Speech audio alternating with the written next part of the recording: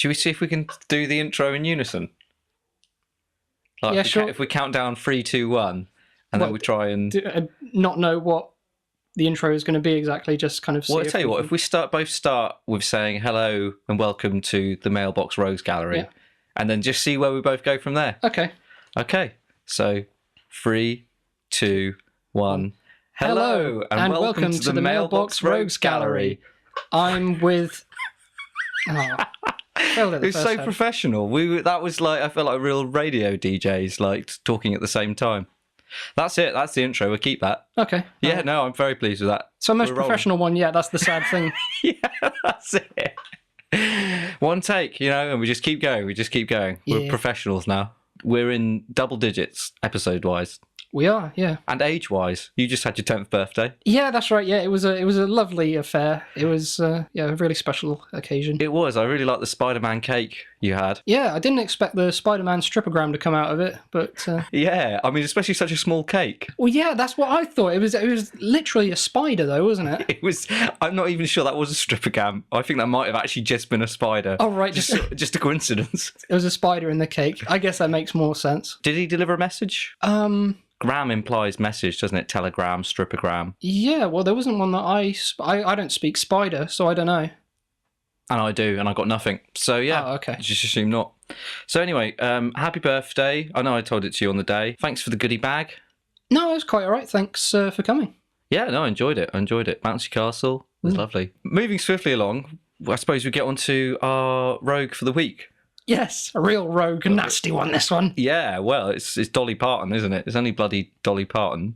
Queen of country. Queen of country, yeah. Queen of this country. Queen Dolly Parton II. That's true, yeah. Not a lot of people really realise, because they look at their money and they just assume that Queen Elizabeth II is the reigning monarch. Because she's on the money. Yeah, but the people aren't on the money. They're in fact wrong. See what I did there? Like on the money? Oh, right, yeah, I didn't actually. I wasn't following that at all. Glassy look in your eyes. But yeah, no, that was quite cohesive. Well done. Liz abdicated, of course, and who better to take over the throne than Dolly Parton? Yeah, she's put in the hours, hasn't she?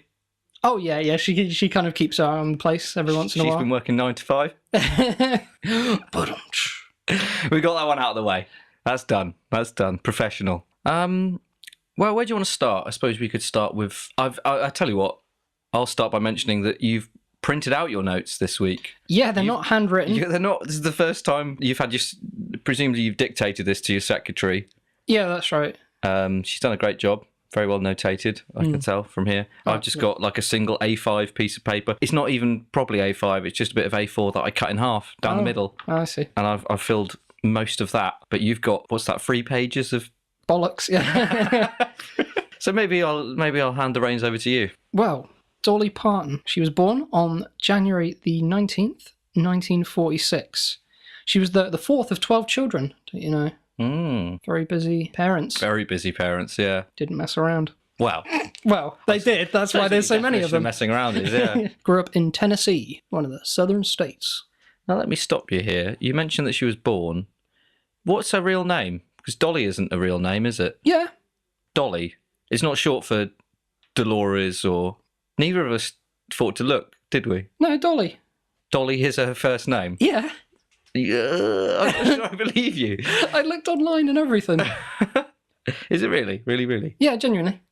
Oh, wow. That's the source anyway. I think that says a lot about her parents. Eschewing standard naming conventions. Dolly is a nickname, isn't it? Trying to think if I've ever met anyone called Dolly. No, I don't think I have. You might have used a dolly. Beg your pardon? Hang on, I'm confusing dollies and doilies now. Yes, you might have used a doily. So yeah, she grew up in like basically a little rustic cabin in the Tennessee woods. Very rural. When you think of her, I guess you kind of think of a lot of glitz, a lot of glam. Of course, Dollywood, like her big home and like an amusement park. One of the biggest names in the industry, but she had very, very modest start in life. Well, I suppose that's the backbone of a country song, isn't it? Is the romance of being poor and destitute and American. Yeah. And she was all of those things growing up. I did actually read something quite interesting, which was her family was so poor that they paid the doctor who delivered her a bag of oats. I saw that, yeah, a bag of oatmeal. Now, I was thinking of that. There were 12 kids. They must have never had any breakfast in the house. They're just If they're giving away their oats day and night. Yeah. Just like, oh, can I have some oatmeal for breakfast? Sorry, we used it for your brother Jeff. Yeah. Jeff Parton. And the thing is, I mean, a bag of oats would last you like a sack of oats, that would last you a long, long time. But if every 9 months you're giving away another bag, you're never going to get any of your porridge oats in the morning, are you? No, exactly. What would it take? Like, what could I pay you for you to deliver a baby for me? Would you do it for a bag of oats? Not really. I think like Not paying really. for. I think paying for stuff with oats was very much of its time. I don't think that would be quite acceptable nowadays. One thing, I don't really eat breakfast that often. I don't really like oatmeal and porridge. Well, you should sort that out. Breakfast is the most important meal of the day. I have a bit of fruit. That counts, I guess. Yeah, okay. Like So, but I'm not saying I'm going to pay you oats. I'm saying, what would you take as payment to deliver my baby? Please deliver this baby. Other than money. This is what I'm getting at. Yeah, I see. The child? That could actually kill 2 birds with 1 stone. Yeah, that works out very well. Yeah, because I was going to have to bribe the adoption agency and I was going to find out if they wanted this bloody bag of oats, because you don't want it. No. So, yeah, that works. Okay, and I get to keep all my oats. Yeah, well, everyone wins. Yeah. Great. Well, I'm glad we established what payment you will take. Yeah. What are you going to do with my son? Well, I suppose it's none of my business now, but I'm just interested. No, just that's fair curiosity. enough. Yeah. No, just to let you know. Yeah, well, I mean, I could start some kind of business or organisation and use them essentially as slave labour. A bit like There Will Be Blood. This is my son and my partner, H.W. Plainview. Exactly. Yeah. Yeah, I could do that, I suppose. I'm not starting an oil business. What's popular? Oat milk. But you've already passed on the oats. Yeah. Podcasts? Oh, that's an idea. I could start another podcast with your son. I've sown the seeds of my own destruction. Like how you have with the Muppets, and you also had like Muppet Babies. Yeah. Mailbox Rogues Gallery Junior. But it's just one junior plus you. Yeah. I suppose you're the cross-generational, you're the bridge. Yeah, exactly. Yeah, so that people kind of like know that they're in safe hands. And we'll talk about the most important issues like nappy rash and drinking bottled milk. What things to put in your mouth and what you shouldn't. Yeah. I mean, I think that's pertinent even to my age. I suppose the Mailbox, what are we called again? Mailbox Rogue Gallery Junior edition. I suppose that's good for the fans who like you but don't really like me. But they want the same-ish dynamic. They want a Kennelly. Well, that's a good point. Is he keeping my name or?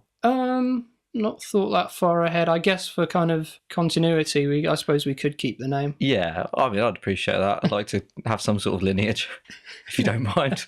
At least early on. Maybe when he starts remembering things, we could change it just before. Remembering things? I'm giving him to you. I mean, in fact, you're just going to whip him right out.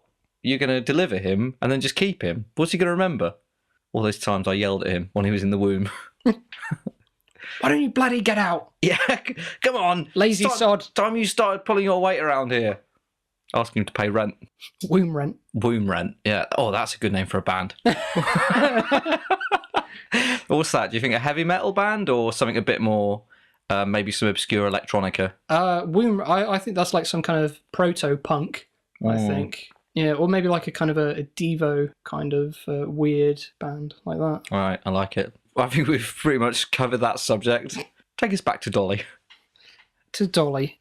The weird thing I will say about her is she's got a face that is not a human's face anymore. Do you know what I mean? It's very pristine. Yeah. Sort of alien, isn't it? It's a bit of a sci-fi face, Pristine, alien. I was trying to be nice, but fuck it.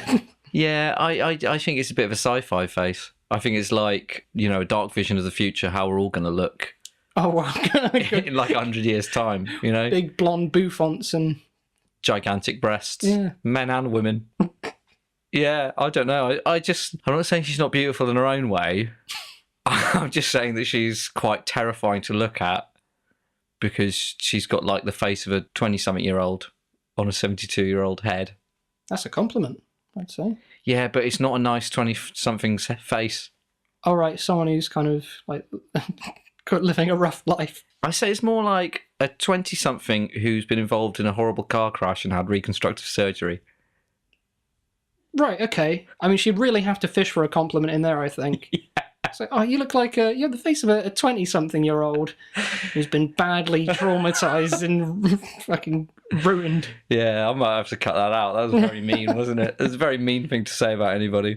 I don't think she's going for the au naturel look, so I don't think she would be offended. No, well, she's very open about it, isn't she? Yeah. About kind of like her look and how people perceive her. Oh, there's this great quote that she said, which was, "It takes a lot of money to look this cheap." Yeah, That's a really great line, isn't it? See, I like that. I like that she's got a good sense of humour about herself. Yeah, self-deprecating. Yeah. Yeah, do you know what I was going to say about the old plastic surgery? Is it not a little bit of the old Trigger's broom situation? Right. So she's changed the cheeks and the forehead and the lips and the nose and everything. Is it still Dolly Parton? Yeah, I know what you mean. For people who might not be aware of the scientific quote, Trigger's broom. The scientific premise of Trigger's broom. Yeah. Basically, it's referring to the sitcom Only Fools and Horses, where there's a character called Trigger who's a broom sweep, and he said he's had the same broom for 20 years, and it's had like 6 new handles and 7 new heads. Yeah. The joke being, it's not the same broom. Hilarious. But I think it's amazing that you feel like you have to explain that to anybody. Who's listening to this who hasn't seen Only Fools and Horses? oh, you'd be surprised. I'm sure there are people out there who If haven't. there's anybody listening to this who hasn't seen Only Fools and Horses, stop listening right now. We don't want you as a listener. You're dead to us. Yeah. I mean, you go and listen to it and then come back. Oh yeah, go watch the show. And All then is come back. forgiven. Welcome back. Welcome back. Yeah, I should add that like from now on, the podcast is only going to be Only Fools and Horses jokes And references, yeah. That's all we're going to do now. So if you're not up to speed, then there's no point you being here. Yeah, I think that's our key to success. And this time next year, Birch, we'll be millionaires. But no, so yeah, her face isn't her anymore. Your words, not mine. Well, that's what you were getting at. I posited it as an idea. Yeah, well, I guess because like who we are is basically how. Oh, it's getting very philosophical now. Who we are is kind of like how people respond to us, I guess, in a lot of ways, and how we're kind of like perceived by the world. So that would certainly have an impact. So to a certain extent, I guess you could say she's not the same person. She's a different broom. Yep. A different breed and a different broom. That's what I'm going to say at the end of the episode to sum up Dolly Parton. Unless I forget. Got a new set of bristles on her.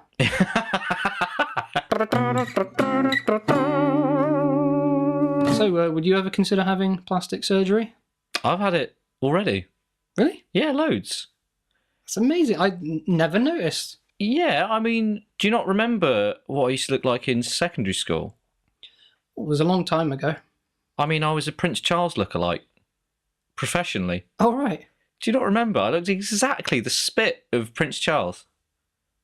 Now that you The big mention, ears. yeah, no, oh yeah, it's all coming back to me now. Yeah, I do seem to remember that was the kind of career that you were gearing up for. I mean, I was a career I was literally born into. I mean, I didn't really have much in the way of other options because I tried applying for other jobs and people thought I was Prince Charles. They wouldn't let me work for them. They just said, it's just sort of bowing and being all deferential. And I said, no, I'm not Prince Charles. I'd really like some work. And they said, oh no, you get enough from the taxpayer. You know, it was terrible. No, yeah, I mean, I remember you saying, actually, going back a few years now, but you telling me how you were kind of like bred at one of these Prince Charles lookalike farms that you hear so much about. Yeah, I wasn't very happy there, to be honest. I'm glad when they finally released me aged 15. Once they Nice to get out of the cage. Yeah. Yeah, I remember they had that panorama scoop on the place like a while ago. That's how I got out. I don't envy you at all, just like seeing the footage of like these little Prince Charleses in like these little cages, just like, get me out. Yeah. What I managed to do is I snuck in the camera bag of the panorama people. So that's how I got out. I just stowed away and made it out to the outside world. So yeah, I've had quite extensive plastic surgery to make myself look a little bit less like Prince Charles. Obviously, wearing the eye patch helps, and all the other facial configurations I've got, such as the handlebar moustache and the fact I wear this tricorn hat.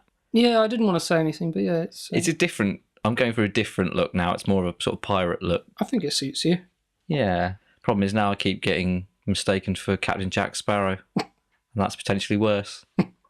I think it is. Yeah. Yeah. Well, I mean, as we're kind of like coming clean with the whole plastic surgery thing, I'll admit I've had some work done as well. Oh, really? I couldn't tell. No, well, you see, I used to look just like Sonny and Cher. Sonny and Cher. Yeah. People always, like, I used to walk down the street and people were just like, look, it's Sonny and Cher. It's not Sonny. I'm one person. I'm not Sonny and Cher. I'm not Sonny or Cher. What was going on there? What was going on? Was that some sort of like perspective hallucination? Well, you'd have to see a picture of it to kind of like fully understand it. Yeah. But I can't explain it to people. All I can say is that I was mistaken for two separate people who were very popular in the 70s and 80s. Wow. Okay, but you were recognised as two people, but at the same instant. I was recognised as Sonny and Cher, but I've always been me. Oh yeah, yeah. But yeah, I mean, it's that whole thing like that we were just talking about. The way the world perceives you is essentially what you become.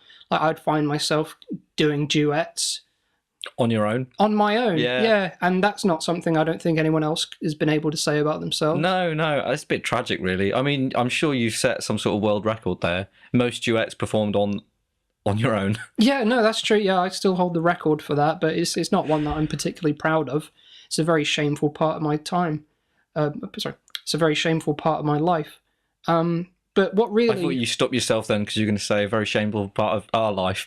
Oh no, I've had the therapy. I don't say our or we anymore. You've disassociated from that second personality now, yeah. Yeah, well, it all culminated in when I went on a skiing trip and very badly kind of like hurt myself. And it was at that point that I kind of realised part of me has died. Maybe I should kind of like find out who I am. And that's when I went through quite strenuous psychological and physical evaluation. But you know, it's for the better. And I don't sing those songs anymore.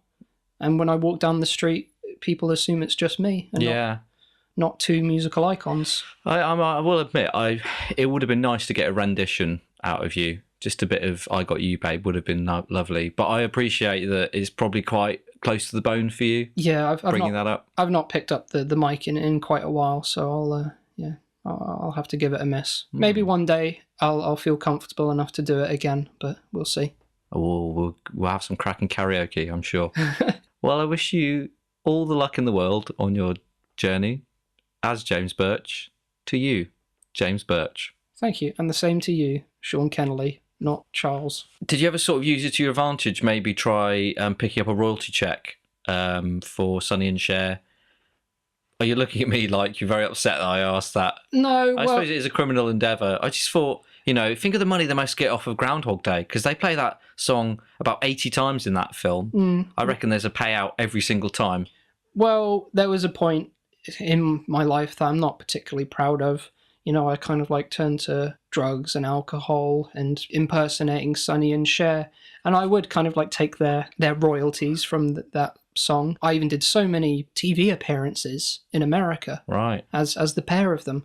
Like I'd be going on Jay Leno and like all of these big chat shows in America, and Jay Leno would be there just like, oh, the pair, you look fantastic. And I'm just like there, oh yeah, thanks. Yeah, we're staying in shape and all that kind of stuff. Yeah. What really put a spanner in the works with that, I think, is when Sonny Bono actually died. Yes, I was going to ask about that. So I'd be going on like some American chat show thinking I'm going to get a few more royalty checks to kind of like feed my alcohol and drug habit. I'd be going on there to shock and consternation and uproar. I'd be like, what's going on?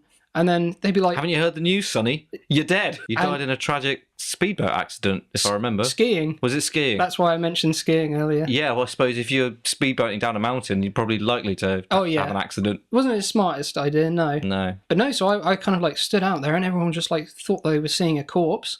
I tried kind of like turning to my side. Giving them a bit of share. Yeah, giving them more of Cher than Sonny. But I didn't know how it worked. I just kind of like, they started gasping even more. I wasn't sure how my own body was working at this point. Yeah. Fled the studio, being chased down Los Angeles streets by all these kind of like paparazzi taking pictures of me. Like the ghost of Sonny Bono running down the street with Cher. And So they, at this point, paparazzi are under the impression that the corpse of Sonny Bono has reanimated and kidnapped Cher yeah, and is whisking her away through the streets of LA in a high-speed pursuit. that's right. Well, I was holed up in this burnt-out building for about 5 days. Police outside, snipers trained on all the windows. It's like, we know you have Cher. Come out, Mr. Bono. We need to take your corpse back to the morgue. And I was just like, It's not very often that a police officer gets to say those words, is it? I'm sure they delighted in oh, that. they relished it for 5 days. They wouldn't stop. It was such a weird scene. Like, these police, there were fans outside. It sounds weird, Kind yeah. of like asking for signatures and photos with Sonny and Cher. You had these kind of evangelists out there who were thinking that I was the second coming of Christ in the body of Sonny Bono, because I'd risen from the dead. Yeah. It was just such a strange 5 days. Eventually, I had to kind of like come clean and say, look, I'm not Sonny or Cher. And I had to tell them, like, I'd been pocketing their royalties for all these years. Ended up doing a bit of time because of it. But, you know, it was the wake-up call that I needed, because I feel like I'm me now. You look a lot more like you. Apart from the real you, looks like Sonny and Cher. I mean, you look a lot less like you. Well, I look like how I am inside now. Yeah, that's a good way of putting it. Yeah. I noticed when you got the reconstructive surgery, you got a couple of little devil horns put onto the top of your head and a kind of goatee, which is just always stuck there. Yeah, well, that's just like a kind of a reminder. It's like, never forget that you are an absolute terror. Yeah. Yeah. Well, I'll certainly never forget. I reckon that's a place for a musical break.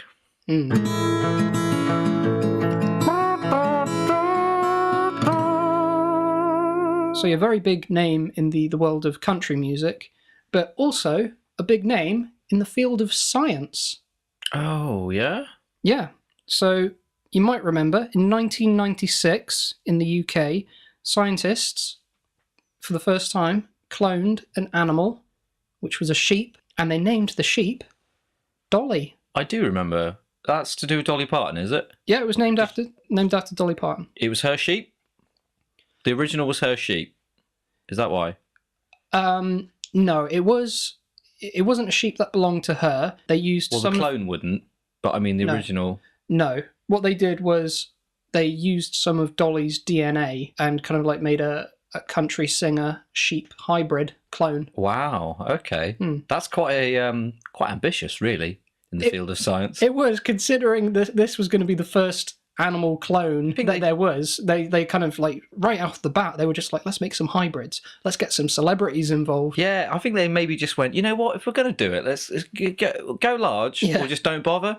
So let's make this one a singing sheep. How's Dolly the Sheep's country music career gone? It kind of like fell flat quite quickly.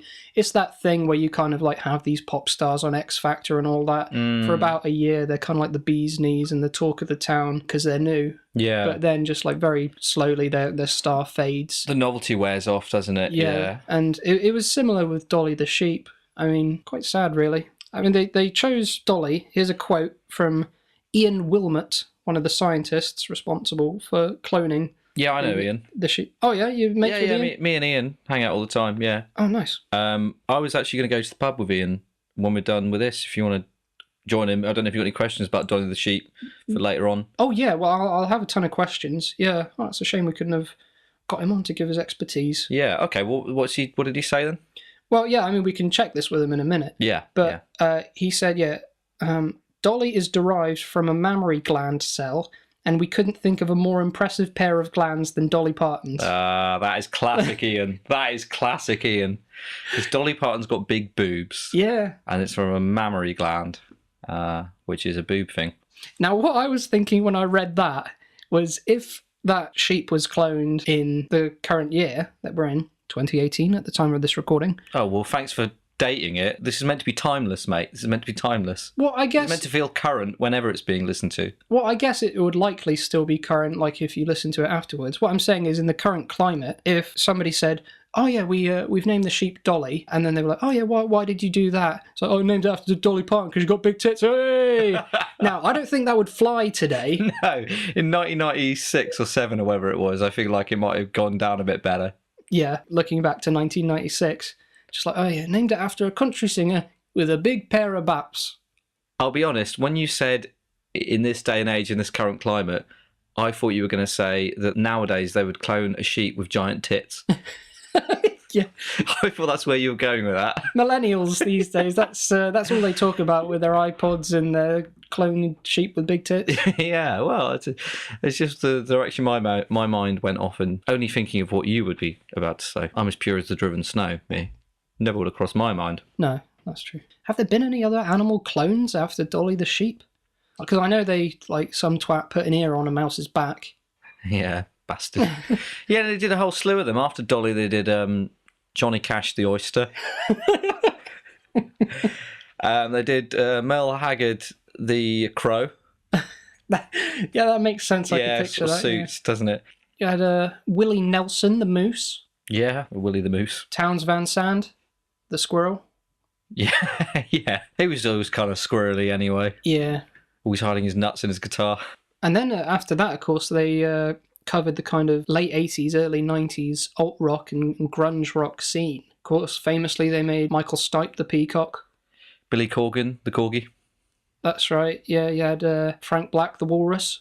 That suits him so well, actually. That really works. Yeah. And Kurt Cobain the parrot. Yeah, of course, yeah. Got shot with one of those kind of... It's like a BB gun, except it was just full of seed. Yeah, shot loads of seed through his head. Very tragic. Who's keeping an eye on these scientists? Oh, well, I'm certainly not. I thought you were. Bloody should be. All they're doing is just kind of like getting these kind of popular musicians, taking some of their traits and just making some animals out of them. Quite a menagerie they've got going at the moment, isn't it? I'm sure it's a sight to behold. Oh, if they opened a zoo, they would make a killing. Maybe that's what they've been doing since 1996, working on an incredible zoo. Yeah, or maybe some kind of like Band-Aid kind of single, except just like with all these animals in a recording studio. Yeah, like braying donkeys and chattering animals. Yeah, I'd buy it. Mm. As long as I don't have to give any more money to Bob Geldof. Yeah, and as long as the animal counterpart of Bono isn't about. Maybe they make Bono into like a goblin. It's like a mystical animal. It's not a real animal, but it could work. Maybe that's how goblins exist. Yeah, well, I mean, I was struggling to think of an animal, so yeah, to kind of make him a goblin, yeah, I'd quite happily have that. Okay. I'm back on board with the scientists. Yeah. I will increase my research money. Yeah, I'll increase my Patreon I've got for them. Yeah, the funding shall continue. Good job, science. Well done. You've got a lot more to say. I've got through most of mine. I mean, this is literally just the lyrics to 9 to 5. So why have you got them printed out? I thought it would be quite funny maybe to do like a lyrical analysis. Okay. Potentially. Yeah. Do we need to intro that, or is what we just said count as an intro to that?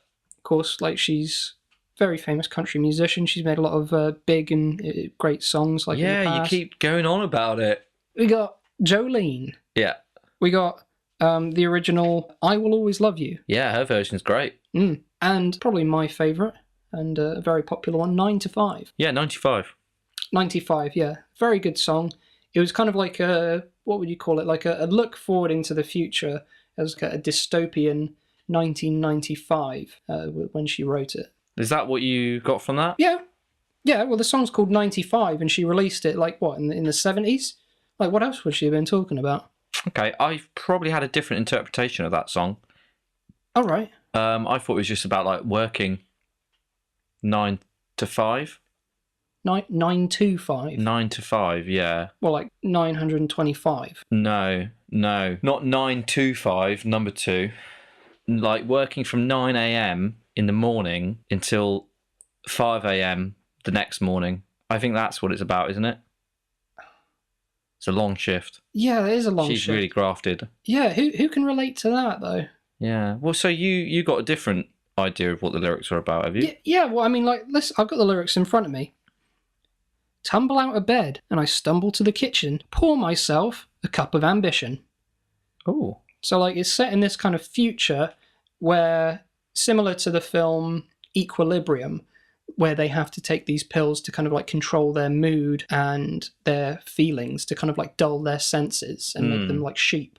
This is looking at a future where they literally drink cups of ambition. Cup of ambition, yeah. For the good of humanity, to build them up and kind of like so they can go explore the stars and make themselves like the superior force in the universe. Yeah, that is a bit sci-fi, that. Okay, go on.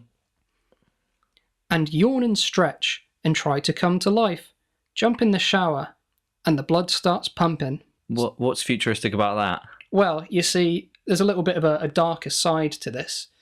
You kind of like have the achievers in this dystopian future who are drinking the cups of ambition, but then you've kind of like got the workers, the drones, who are literally working to an extent where they're bleeding, and they're the ones who are making sure that there's electricity, running water in the showers. So literally she's jumping in the shower and the blood starts pumping. Like, their pain is basically part of her everyday life, and she doesn't give any bit of notice to it, the kind of like protagonist in this song. So I feel she's very influenced by Aldous Huxley's vision in Brave New World of two very diverse, separated classes. Yeah, I see what you're saying there. Yeah. No, I know. It was very prophetic of her to kind of like come up with this. And she says, the traffic starts jumping, the folks like me on the job from 95. The traffic starts jumping?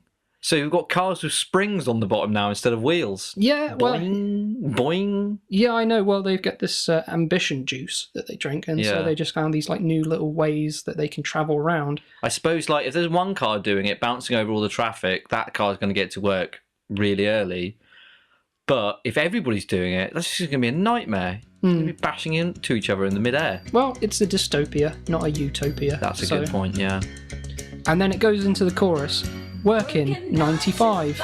What a way to make a living. Barely getting by. It's all taken and no giving. And again, so this was her vision of 1995. Yeah, that's right. She was off, wasn't she? Because none of this has happened. Not as far as I remember. I mean, unless it was like a very brief period in 1995. I was only 4. Yeah, so I might not remember if any of that stuff happened and then faded away. Shit just went really sour on the 1st of January 1995. It started with the springing cars. Then they introduced the ambition juice. Got the drone workers, this like mass slave labour of millions of people trying to help the upper classes in this forced way. And by like 31st of December 1995, we're just like, I don't think we really want this. Yeah. I think we'll go back to how things were before. What? It's just not working out for us.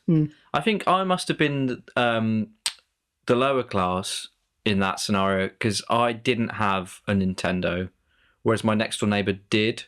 I think my next door neighbour must have been one of the upper classes then, in that case, because I never had a Nintendo and he did. And I'm not angry about that. I'm not to this day. Obviously, I let go of that pain and anguish years ago. So, let's just drop it, okay? Oh, it was a fault with our system rather than kind of like a human fault. I mean, I guess we did allow it to happen, but ultimately it was our government that betrayed us. The Blair years. Oh, yeah. We all remember him for that. They were dark times. Yeah. Was he 95? I thought he... No, that was probably John Major, wasn't it? Yeah. Oh, bloody Major. Oh. Ugh. So, yeah, I mean, it talks about this almost capitalist dystopia. They just use your mind. They never give you credit.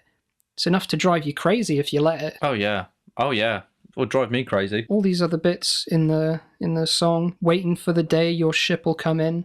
Like talking about... Spaceship. That's right, kind of like these dreams of these off-world colonies, quite like Blade Runner, where there's this promise for a chance to begin again, like this great golden age of opportunity, like among the stars, which was kind of like force-fed to these worker drones just to keep them working with something to kind of live for and hope for. Yeah, and that's what Work in 95 is all about.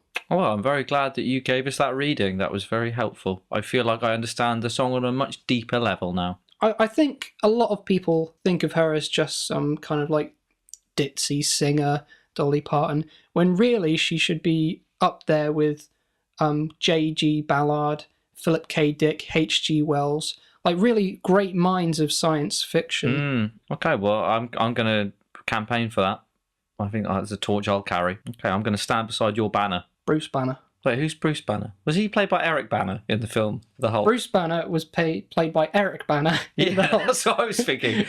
I get confused with which one's which sometimes. Right, so Birch, I will say that you have not convinced me in the slightest that Dolly Parton is a rogue and deserves to be in the Mailbox Rogues Gallery. And I know I picked her for this episode. I feel like you need to convince me.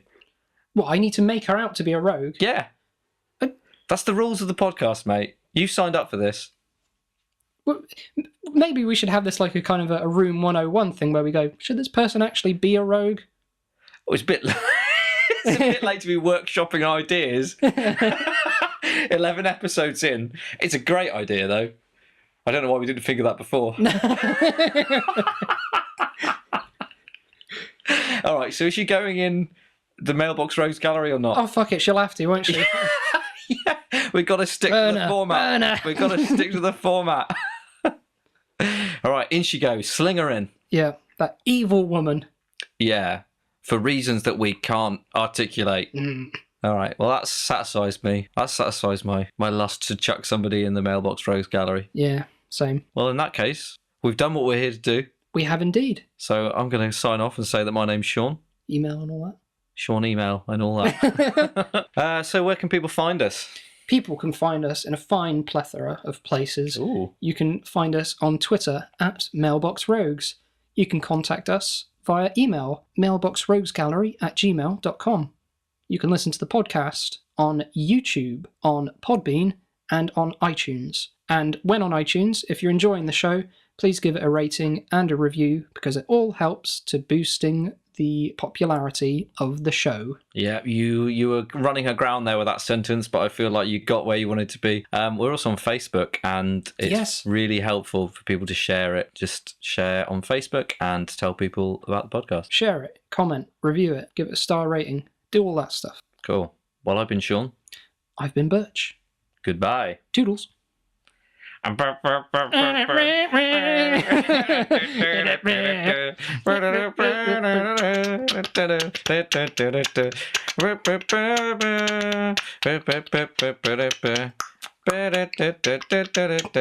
doing the same theme tune? I feel like I got a bit lost. I forgot what our theme tune sounded like.